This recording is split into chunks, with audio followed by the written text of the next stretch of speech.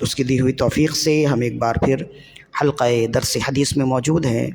قبل اس کے کہ گفتگو کا آغاز کیا جائے، ایک مرتبہ اپنے آقا و مولا صلی اللہ علیہ وسلم کی بارگاہ میں بلند آواز سے محبت و خلوص کے ساتھ درود و سلام کے نذرانے پیش کیجیے۔ اللہم صلی علی سیدنا و مولانا محمد معدن الجود والکرم وعلی آلہ و اصحابہ وبارک وسلم صلاۃ و سلام علیک یا رسول اللہ صلی اللہ علیہ وسلم۔ حضرت ابو ہریرہ رضی اللہ عنہ روایت کرتے ہیں، امام ذہبی نے اس حدیث کو لکھا اپنی کتاب الکبائر میں، اور امام غزالی رحمہ اللہ نے بھی اس کو لکھا، اور امام ابن حجر مکی نے بھی اس کو اپنی کتاب الزواجر میں نقل کیا۔ فرماتے ہیں کہ نبی صلی اللہ علیہ وآلہ وسلم نے ارشاد فرمایا، اذا صلی العبد الصلاۃ فی اول الوقت صعدت الی السماء ولها نور، جب آدمی کوئی شخص نماز کو اس کے وقت پر ادا کر لیتا ہے تو وہ نماز آسمان کی جانب چڑھتی ہے۔ ظاہر ہے کہ ہمارے جتنے اعمال ہیں نا، تو ہمارے اعمال آسمان کی جانب جاتے ہیں نا، اللہ رب العزت کی بارگاہ میں۔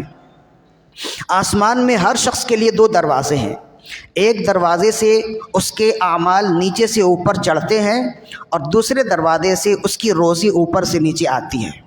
ہر شخص کے لیے 2 دروازے مقرر ہیں آسمانوں میں، تو ہر شخص کے اعمال الیہ یصعد الکلم الطیب والعمل الصالح یرفع، اسی کی طرف چڑھتے ہیں پاکیزہ کلام۔ تو انسان کے اعمال آسمان کی جانب چلتے ہیں، تو جو شخص نماز کو اس کے اول وقت میں ادا کرتا ہے، بحسن خوبی ادا کرتا ہے، تو وہ اعمال سعادت الی السماء، آسمان کی طرف چڑھتی ہے۔ وَلَهَا نُورٌ، اور اس میں نور ہوتا ہے، حَتَّى تَنْتَهِيَ إِلَى الْعَرْشِ، یہاں تک کہ وہ نماز اللہ کے عرش کے آگے جا کر رک جاتی ہے، وہیں ٹھہر جاتی ہے۔ فَتَسْتَغْفِرُ لِصَاحِبِهَا إِلَى يَوْمِ الْقِيَامَةِ، پس اس نماز کی جگہ وہیں تک ہوتی ہے، وہ اللہ کے عرش کے نیچے ٹھہری ہوتی ہے، اور قیامت تک کے لیے نمازی کے لیے مغفرت کی دعا کر رہی ہوتی ہے۔ فَتَسْتَغْفِرُ لِصَاحِبِهَا إِلَى يَوْمِ الْقِيَامَةِ، نمازی کے لیے قیامت تک بخشش کی دعا کر رہی ہوتی ہے، مغفرت کی دعا مانگ رہی ہوتی ہے۔ وَتَقُولُ، اور نماز کہتی ہے، حَفِظَكَ اللَّهُ كَمَا حَفِظَتْنِي، اللہ تیری حفاظت کرے جیسے تو نے میری حفاظت کی، یعنی تو نے میری حفاظت اس طرح کی کہ وقت پہ جیسے ہی میرا حق آیا تو نے وقت پہ میرا حق ادا کر دیا۔ اور انسان کے اندر جتنی استعداد ہے، جتنی طاقت ہے، اتنی طاقت کے مطابق ہر طرح سے لحاظ رکھتے ہوئے، تمام شرائط اور ضوابط کا خیال رکھتے ہوئے تم نے بحسن خوبی نماز ادا کر دی، تو تو نے میری حفاظت کی، میں دعا کرتا ہوں کہ اللہ تیری حفاظت کرے۔ حفظک اللہ، اللہ تیری حفاظت کرے، کما حفظتنی، جیسے کہ تو نے میری حفاظت کی۔ وَإِذَا صَلَّى الْعَبْدُ الصَّلَاةَ فِي غَيْرِ وَقْتِهَا، اور جب کوئی شخص وقت کو گزار کر نماز ادا کرتا ہے، ظہر کی نماز عصر میں، عصر کی نماز مغرب میں، مغرب کی نماز عشاء میں، عشاء کی نماز فجر میں، وقت کو گزار کے سستی کے ساتھ نماز پڑھتا ہے۔ اول تو دوسری روایت میں رسول اللہ نے فرمایا یہ تو منافق کی نماز ہے۔ وقت کو گزار کر، ایک تو یہ ہے کہ انسان کبھی اتفاقی طور پر کسی کام میں وہ مبتلا ہو گیا، کسی الجھن میں گرفتار ہو گیا، بیمار ہو گیا، یا کسی ایسے کام میں مشغول ہو گیا جس کی وجہ سے اسے نماز وقت پر ادا کرنے کا وقت نہ ملا، یہ احیاناً ہوتا ہے، کبھی کبھی ہوتا ہے۔ لیکن کوئی شخص اس کو عادت ہی بنا لے، اور یہ عادت خاص طور پر ان لوگوں کی ہو جاتی ہے جو مسجد میں جماعت میں شامل ہونے کا شوق نہیں رکھتے۔ وہ کہتے ہیں کہ نماز پڑھنی ہے تو گھر میں ہی نماز پڑھ لیں، تو ہم نے بہت سے گھر کے نمازیوں کو دیکھا ہے، وہ ظہر کی نماز عصر میں، عصر کی نماز مغرب میں پڑھ رہے ہوتے ہیں، اس لیے کہ گھر میں مسجد کا ماحول نہیں ہوتا ہے، وقت گزرتے ہوئے اسے محسوس نہیں ہوتا، حتیٰ کہ وہ یہ سمجھ رہا ہوتا ہے کہ ابھی ظہر کا وقت موجود ہے، لیکن عصر کا وقت داخل ہو چکا ہوتا ہے۔ تو یہ اس کی عادت ہو جاتی. اسی وجہ سے تو کہا گیا کہ نماز سنن الہدا ہے، یہ ہدایت والی سنت ہے، اسے مضبوطی سے تھامے رکھو، مسجد میں جماعت کے ساتھ شامل رہو. تو فرمائے وہ شخص جو وقت کو گزار کر نماز پڑھتا ہے، سعادت الی السماء، تو وہ نماز بھی اوپر چڑھتی ہے. وعلیہا ظلمۃ، لیکن اس نماز میں نور نہیں ہوتا ہے، اس نماز میں ظلمت ہوتا ہے، اس نماز میں اندھیری ہے، اس نماز میں تاریکی ہوتی ہے. فَإِذَا انتہت الی السماء، جب وہ آسمان کی جانب چڑھتا ہے، اس نماز کا ثواب چڑھتا ہے، تو وہ نماز اللہ کے عرش کے آگے جا کر رک جاتی ہے، یا اس کا ثواب اللہ کے عرش کے آگے رک جاتا ہے. تُلَفُّ كَمَا يُلَفُّ الثَّوْبُ الْخَلْقِ، تو جب وہ نماز وہاں ٹھہرنے کی کوشش کرتی ہے تو اس نماز کو لپیٹ دیا جاتا ہے جیسے انسان کوئی گندے کپڑے لپیٹتا ہے. پرانے کپڑے جس طرح سے لپیٹتا ہے اسی طرح اس نماز کو لپیٹ دیا جاتا ہے. لفا یلفو کا مطلب ہوتا ہے لپیٹ دینا. تو تلفو کما یلفو ثوب الخلق، ایسے اس نماز کو لپیٹ دیا جاتا ہے جیسے پرانے کپڑے کو لپیٹ دیا جاتا ہے. وَيُضْرَبُ بِهَا وَجْهُ صَاحِبِهَا، اور لپیٹنے کے بعد نمازی کے منہ پر وہ نماز مار دی جاتی ہے کہ تم نے اس نماز کو ضائع کیا، تم نے اس نماز کی اہمیت کو نہ سمجھا، اس وجہ سے یہ نماز میرے لیے نہیں، تم نے اپنی مرضی سے نماز پڑھی ہے تو یہ تمہارے لیے ہی ہے. تو اس نماز میں خوشخبری ہے ان لوگوں کے لیے، اس حدیث میں خوشخبری ہے ان لوگوں کے لیے جو وقت پر نماز پڑھنے کے عادی ہیں، جو وقت پر نماز پڑھنے والے ہیں. ان کے لیے کتنی بڑی خوشخبری ہے کہ نماز نور بن کر اوپر جاتی ہے، ایک، اور دوسری خوشخبری یہ ہے کہ اس کی نماز اللہ کے عرش کے سائے رہتی ہے، دو، اور تیسری خوشخبری یہ ہے کہ قیامت تک کے لیے وہ نماز اس کے لیے بخشش کی دعا کر رہی ہوتی ہے، تین. اور چوتھی خوشخبری یہ ہے کہ اللہ کے عرش کے آگے وہ نماز دعا کر رہی ہوتی ہے کہ اللہ تجھے دنیا کے تمام معمولات دنیا سے، تمام پیچیدگی سے، تمام پریشانی سے، تمام شدت سے، تمام حدت سے، تمام تر برے کاموں سے اللہ تجھے محفوظ رکھے، تمام تر برائی سے اللہ تجھے محفوظ رکھے جس طرح تو نے مجھے محفوظ رکھا. اللہ تجھے ہر برائی سے امان میں رکھے جس طرح سے تو نے مجھے امان میں رکھا. تو جب نماز دعا کرے اور نماز کی دعا نمازی حق کے حق میں قبول نہ ہو، ایسا تو نہیں ہو سکتا. اور وہ نماز بھی دعا کرتی ہے اس جگہ جو اللہ کے نور کا مرکز ہے، منبع ہے، اس جگہ نماز دعا کرتی ہے نمازی کے لیے. اسی وجہ سے ہم نے دیکھا ہے جو نمازی ہوتے ہیں بڑے سے بڑے معمولات سے بہت آسانی کے ساتھ نکال دیے جاتے ہیں، بڑے بڑے مسائل یوں نکل جاتے ہیں کہ اسے پتہ بھی نہیں چلتا کہ اتنا بڑا پہاڑ اس کے سامنے سے نکل گیا. اور جو بے نمازی ہوتے ہیں انہیں ہمیں نے رونے کے علاوہ کچھ سنا ہی نہیں ہے. جو بے نمازی ہوتے ہیں جتنا کمائیں جتنا کھائیں، رونے کے علاوہ کوئی دوسرا کام ان کا نہیں ہوتا ہے. اس کی وجہ یہی ہے، یہاں تو بے نمازی کے بارے میں وعید نہیں ہے. ایک تو خوشخبری دی گئی نمازی کے بارے میں، 4 خوشخبری، اور بے نمازی کے بارے میں خوشخبری نہیں دی گئی. اس بے نمازی کے بارے میں یہ وعید نہیں دی گئی بلکہ اس کے بارے میں وعید دی گئی ہے جو وقت کو گزار کے نماز پڑھتا ہے، کہ اس کی نماز جب اوپر جاتی ہے تو ظلمتوں میں گھری ہوتی ہے، اور پھر اس کی نماز گندے اور پرانے کپڑے کی طرح لپیٹ کے اس کے منہ میں مار دیا جاتا ہے. اور پھر نماز اس سے کہتی ہے کہ جس طرح تو نے مجھے برباد کیا اللہ تجھے بھی برباد کر دے، جس طرح تو نے مجھے ضائع کیا اللہ تجھے بھی ضائع کر دے. تو یہ ان لوگوں کے لیے ہے جو نماز کو وقت گزار کے پڑھتے ہیں. ان لوگوں کا حال اس قدر برا ہے تو ان کا حال کتنا برا ہوگا جو نماز سرے سے پڑھتے ہی نہیں. اسی وجہ سے کہا گیا کہ نماز کو معمولی مت سمجھیے، نماز اللہ کے رازوں میں سے ایک عظیم راز ہے. جس نے اس راز کو پا لیا ہے اس نے دنیا اور آخرت کے تمام مراحل بآسانی طے کر لیے ہیں، اور جس نے اس راز کو نہ پایا اس کے لیے یہ نماز سوائے تھکا دینے والے کام کے کچھ نہیں ہے. اور جس نے اس راز کو پا لیا وہ ایک نماز کے بعد دوسری نماز کا انتظار کرتا ہے، بالکل اسی طرح کہ انسان محبوب سے ملنے کے بعد دوسری بار ملنے کی خواہش رکھتا ہے اور انتظار کرتا ہے. تو نماز کے بارے میں تو حضور پاک نے فرمایا نا کہ نمازی اپنے رب سے گفتگو کر رہا ہوتا ہے، گویا انسان جب نماز میں کھڑا ہوتا ہے اپنے رب سے محو گفتگو ہوتا ہے، اپنی التجائیں اس کے آگے پیش کر رہا ہوتا ہے۔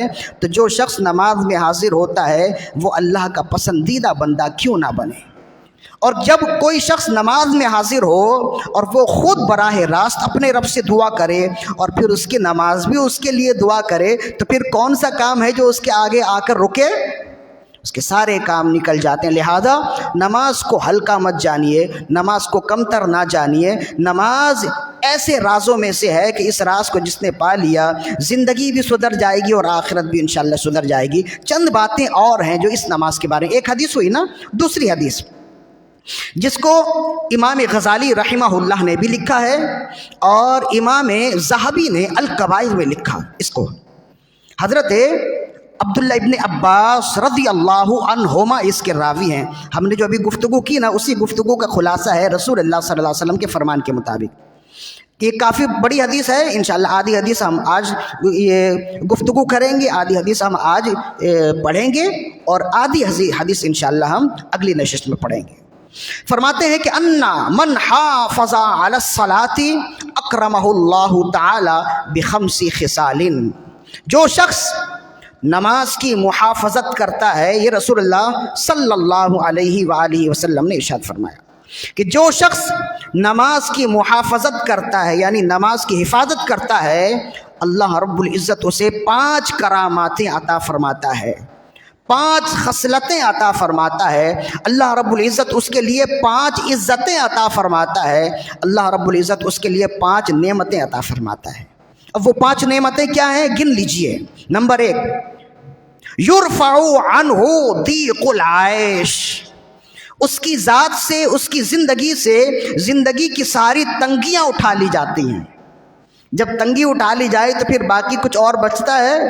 انسان کا رونا زندگی میں تو یہی ہے نا کہ میں بیمار ہو کر اٹھا تو بچے بیمار ہو گئے، بچے ٹھیک ہوئے تو اہلیہ بیمار ہو گئی، ابھی اہلیہ ٹھیک ہوئی، والدہ بیمار ہو گئی، سب ٹھیک ہوئے تو میری نوکری چلی گئی، میری نوکری بحال ہوئی تو پھر میں بیمار ہو گیا۔ کچھ نہ کچھ اس کے ساتھ لگا ہوتا ہے، اس کی زندگی تنگیوں میں گھری ہوتی ہے اور وہ ان تنگیوں کے ساتھ لڑ رہا ہوتا ہے۔ وہ یہ سمجھتا ہے کہ آگے راستہ اس کے لیے آسان ہے، بس کچھ دن ہیں، ان دنوں کے بعد اس کے لیے آسودگی آ جائے گی، خوشحالی آ جائے گی۔ لیکن جس راستے میں وہ سفر کر رہا ہوتا ہے آگے جا کے معلوم ہوتا ہے کہ وہ گلی ہی آگے سے بند ہے، وہ گلی ہی بند ہے وہاں پہ، تو اسے معلوم ہوتا ہے کہ وہ گلی وہاں سے بند ہے۔ تو ایسا کیوں ہوتا ہے؟ اس کی وجہ یہی ہے کہ اس کی زندگی تنگ ہو جاتی ہے۔ تم نے سب کچھ کر لیا ہے، وہ کام جس کی وجہ سے زندگی کے سارے راستے کھلیں گے وہ کام تم نے کیا نہیں ہے، تو تم سارے کام کر لو، سارے کام تمہارے لیے بیکار ہیں، فضول ہیں، بے فائدہ ہیں۔ اور جو نمازی ہوتا ہے، یہ آپ بھی گواہ ہیں، آپ چونکہ خود 5 وقت کی نماز پڑھنے والے ہیں، آپ گواہ ہیں کہ بڑے بڑے مسائل سے اللہ رب العزت اس قدر آسانی سے نکال دیتا ہے کہ انسان کی سوچ بھی نہیں ہوتی ہے۔ کیوں؟ اس کی وجہ میرے آقا صلی اللہ علیہ وسلم کا یہ فرمان ہے کہ جو شخص نمازوں کا عادی ہوتا ہے، نمازوں کی حفاظت کرنے والا ہوتا ہے، اللہ اس کے لیے 5 خوبیاں لکھ دیتا ہے، اللہ اسے 5 نعمتیں عطا فرماتا ہے۔ ایک نعمت یہ ہے کہ یرفع عنہ ضیق العیش، اس کے لیے زندگی کی تنگیاں اٹھا لی جاتی ہیں۔ وہ جو قدم رکھتا ہے وہ قدم کامیابی کی جانب بڑھنے والا ہوتا ہے۔ وہ جس طرف دیکھتا ہے وہ دیکھنا اس کے لیے کامیابی کی بشارت ہوتی ہے۔ وہ جس کام میں ہاتھ لگاتا ہے اللہ رب العزت اس میں برکتیں ڈال دیتا ہے۔ وہ جو لقمہ کھاتا ہے وہ لقمہ اس کے لیے صحت کا باعث بنتے ہیں۔ اس کی وجہ یہ ہے کہ اس کی زندگی میں تنگی نکال لی جاتی ہے۔ جب تنگی نکال لی جاتی ہے تو خوشحالی ہی خوشحالی ہوتی ہے۔ ورنہ آپ دیکھیے نا، ہم یہ سمجھتے ہیں کہ خوشحالی دولت کا نام ہے۔ اگر خوشحالی دولت کا نام ہو تو پھر دولت مندوں کو آپ نے روتا ہوا کیوں دیکھا ہے؟ اگر خوشحالی دولت کا نام ہے تو پھر دولت مندوں کو آپ نے بیمار ہوتا کیوں دیکھا ہے؟ کتنے دولت مند ہیں کہ ساری کی ساری دولت ان کے پاس موجود ہے لیکن ایسی بیماری میں مبتلا ہیں کہ پوری کی پوری دولت لگا دی جائے تو اس بیماری سے شفا نہ ہو سکے۔ تو خوشحالی دولت کا نام نہیں ہے، خوشحالی اللہ کی اطاعت کے ساتھ برکت کا نام ہے۔ جس کی زندگی میں برکت آ جائے اس کی زندگی میں سب کچھ آتی ہے، یہ میں اکثر و بیشتر کہتا رہتا ہوں۔ ایک نعمت ملتی ہے، دوسری نعمت وعذاب القبر، اور اس کی زندگی سے اول تو یہ ہے کہ اس کی زندگی سے تنگی اٹھا لی جاتی ہے، اور دوسری نعمت یہ ہے وعذاب القبر، اور اللہ رب العزت اس کے لیے قبر کا عذاب ہٹا دیتا ہے۔ جب وہ مر کے قبر میں جائے گا تو قبر کی تنگی بھی اس سے دور کر دی جاتی ہے۔ مطلب یہ ہے کہ نماز کی برکت سے زندگی کی تنگی بھی دور ہو جاتی ہے اور قبر کی تنگی بھی دور ہو جاتی ہے۔ دو نعمت۔ تیسری نعمت وَيُعْطِيهُ اللَّهُ تَعَالَى كِتَابَهُ بِيَمِينِهِ، اور تیسری نعمت یہ ہے کہ قیامت کے دن جب وہ اپنے رب کی بارگاہ میں حاضر ہوگا تو اللہ رب العزت اس کا نامہ اعمال اس کے سیدھے ہاتھ میں عطا کرے گا۔ اور یہ اس بات کی بشارت ہے، قرآن مجید میں ہے یہ، کہ جس کے ہاتھ میں سیدھے ہاتھ میں نامہ اعمال دے دیا جائے، فَأَمَّا مَنْ أُوتِيَ كِتَابَهُ بِيَمِينِهِ فَسَوْفَ يُحَاسَبُ حِسَابًا يَسِيرًا وَيَنْقَلِبُ إِلَىٰ أَهْلِهِ مَسْرُورًا، جس کے ہاتھ میں سیدھے ہاتھ میں نامہ اعمال دے دیا گیا وہ عنقریب پار لگا دیا گیا، پھر وہ اپنے گھر والوں کے ساتھ خوشی خوشی جا کر مل جائے گا قیامت کے دن۔ تو کیا ہوگا یہ تو بعد میں معلوم، یہ تو پہلے ہی معلوم ہو جائے گا۔ اس وقت جب کسی کے ہاتھ میں سیدھے ہاتھ میں نامہ اعمال دیا جائے، یہ اس بات کی نشانی ہے کہ اس کا بیڑا پار ہو گیا ہے۔ اسی لیے تو ہمارے صوفیہ کرام نے یہ فرمایا نا کہ جب انسان وضو کرے نا تو وضو کے دوران جب سیدھا ہاتھ دھوئے تو یہ دعا کرے اللہم آتینی کتابی بیمیلی، یا اللہ اس ہاتھ دھونے کے صدقے و طفیل نامہ اعمال قیامت کے دن مجھے میرے سیدھے ہاتھ میں عطا فرمانا۔ اور جب الٹا ہاتھ دھوئے تو یہ دعا کرے اللہم لا تؤتینی بکتابی بشمال، یا اللہ قیامت کے دن میرا نامہ اعمال میرے الٹے ہاتھ میں نہ دینا۔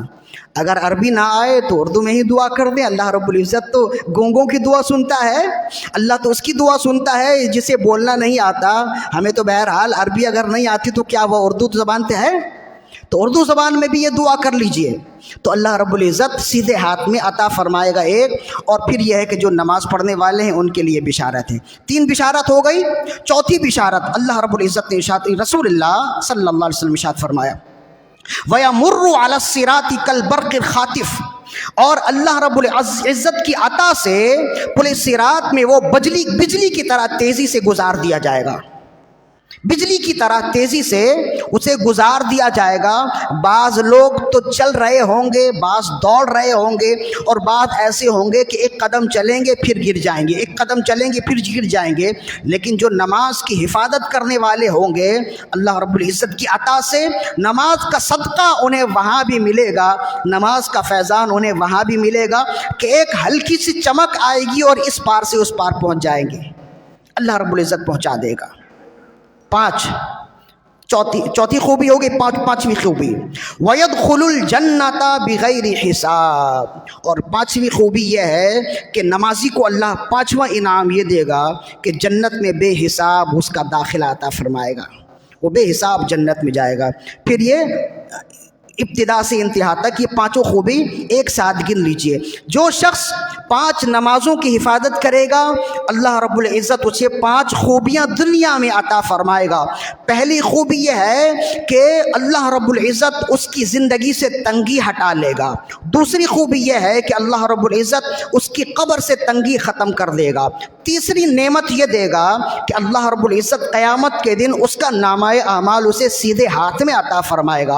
اور چوتھی خوبی، چوتھی کرامت اسے یہ ملے گی کہ اللہ رب العزت قیامت کے دن اسے پل صراط سے بجلی کی طرح تیزی کے ساتھ پار لگا دے گا۔ اور 5ویں خوبی اسے یہ عطا کی جائے گی کہ اللہ رب العزت قیامت کے دن اس کی عزت افزائی کرتے ہوئے بے حساب اسے داخل جنت فرمائے گا۔ تو کتنی بڑی خوبی ہے ان لوگوں کے لیے جو نماز پڑھنے والے ہیں، لہذا مبارکباد ہے وہ مسلمان جو اپنے رب کی اطاعت کرتے ہوئے رسول کریم رؤوف الرحیم علیہ افضل الصلاۃ والتسلیم کی سچی پیروی کرتے ہوئے نمازوں کا اہتمام کرتے رہتے ہیں۔ اور کس قدر ان لوگوں کے لیے قابل غور ہے کہ وہ جن کی زندگی میں سارے کام ہوتے، اگر کوئی کام نہیں ہوتا تو وہ نماز ہے۔ جن کی زندگی میں تمام کاموں کے لیے مشغولیات موجود ہیں، وقت کا تعین ہے، اگر وقت نہیں ہے تو نماز کے لیے نہیں ہے، تو پھر وہ لوگ اپنی زندگی میں روتے ہی رہتے ہیں، ان کے لیے دنیا میں بھی تنگی ہے، آخرت میں بھی تنگی ہے۔ لہذا جو نماز پڑھنے والے ہیں وہ بہت خوشخبری ہے ان کے لیے، اور جو بے نمازی ہیں ان کے لیے یہاں وعید ہے۔ لہذا جو بے نمازی ہیں وہ اس وعید سے نکلیے اور وہ بھی خوشخبری میں آ جائیں، اور جو اس خوشخبری میں داخل ہیں وہ اپنی نماز کو مزید شوق اور لگن کے ساتھ پڑھیں، اور دوسرے لوگوں کو بھی اس بات کی دعوت دیں کہ ہم اس خوشخبری میں شامل ہیں، تو تم بھی اس خوشخبری میں آ جاؤ، تم بھی اس میں آ جاؤ۔ تم اگر زندگی سے تنگ ہو تو نماز پڑھنے والے ہو جاؤ، اپنے رب کی بارگاہ میں سجدہ کرو گے، اللہ رب العزت سب کچھ آسان کر دے گا۔ خود قرآن مجید میں ہے نا، وسجد وقترب، سجدہ کرو اور اپنے رب سے قریب ہو جاؤ۔ تو بڑے بڑے سے قریب ہونے کے لیے انسان کوشش کرتا ہے، اللہ نے تو بہت آسان نسخہ بتایا، میرا قرب چاہتے ہو سجدہ کرو، میرے قریب ہو جاؤ۔ اسی لیے رسول کریم رؤوف الرحیم علیہ افضل الصلاۃ والتسلیم نے ارشاد فرمایا، اللہ رب العزت کو بندے کی سب سے اچھی حالت یہ لگتی ہے کہ بندے نے رب کے آگے اپنا سر جھکایا ہوا ہے، اور سجدے میں سب سے زیادہ دعائیں قبول ہوتی ہیں۔ بزرگان دین کا طریقہ تھا کہ وہ سجدوں میں جا کر گھنٹوں دعا کرتے تھے۔ اللہ رب العزت سے دعا ہے کہ خالق کائنات ہماری آج کی حاضری اپنے بارگاہ میں قبول و مقبول فرمائے۔ وما علینا الا البلاغ المبین۔ الحمدللہ رب العالمین والصلاۃ والسلام علی سید الانبیاء والمرسلین۔ یا ارحم الراحمین ہماری آج کی حاضری اپنے بارگاہ میں قبول و مقبول فرما، ہر طرح کے رنج و الم، ہر طرح کے مصائب و آلام سے یکسر چھٹکارا دے کر زندگی بھر کے لیے انہی جیسے کاموں کے ساتھ ہم تمام کو مصروف العمل فرما، ہم تمام کی دعائیں اپنی بارگاہ میں مستجاب فرما۔ ببرکۃ ان اللہ وملائکتہ یصلون علی النبی یا ایھا الذین آمنوا صلوا علیہ وسلموا تسلیما۔ اللہم صل علی سیدنا و مولانا محمد معدن الجود والکرم وعلی آلہ واصحابہ وبارک وسلم، وصلی اللہ تعالی علی خیر خلقہ محمد وآلہ واصحابہ اجمعین برحمتک یا ارحم الراحمین بحق لا الہ الا اللہ محمد۔